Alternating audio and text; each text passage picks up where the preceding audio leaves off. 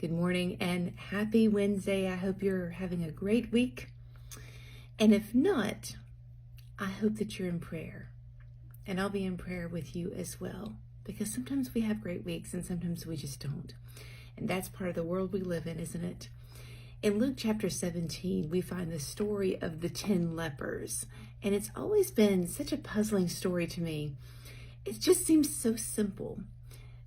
Jesus, in about chapter 17, verse 11, Jesus comes through a certain part of Samaria and Galilee, and he entered a certain village, it's not named, and he met 10 men who had leprosy.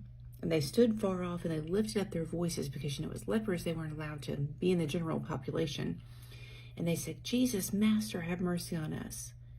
And when he saw them, he said, "Go show yourselves to the priest." And so as they went, as they obeyed Jesus, they were cleansed. But then here's the part. Only one of them went back and thanked Jesus and glorified God. He fell down on his face, giving thanks. He was a Samaritan. And Jesus answered and said, "Were there not 10 of you? But where are the other 9?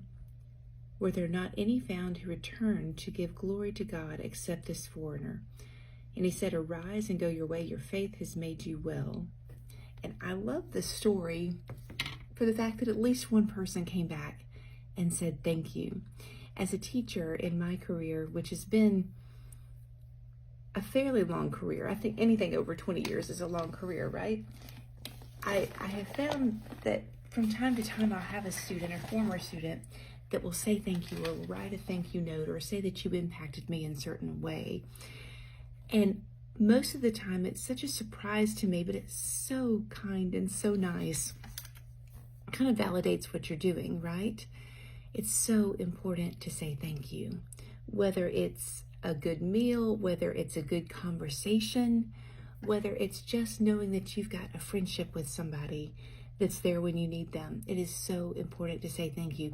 And it is so important to pray thanksgiving to God every day. And one of the reasons that I think, one of the ways that I think that makes it easier to do that is to really think about what God has done for you. Because that's going to be your story. That's going to be what you tell people. Well, what's God done for you? Let me tell you. Let me tell you how he's helped us financially. Let me tell you how he's made things line up perfectly in this sense and in this job.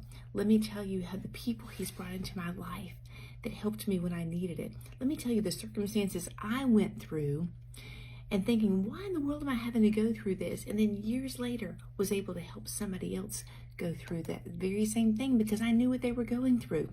Let me tell you about how he sent his son. Let me tell you about how broken I was and how he came and fixed me and saved me and redeemed me. Get your story together. Get your story together so that you can tell other people about it, because a lot of times they're not interested in hearing the Bible, but they're interested in you and they're interested in your story. So try to have a story. Get it together, because if you think about it, you're going to think of a lot of ways that God has helped you. Have a great week. I know that you're loved.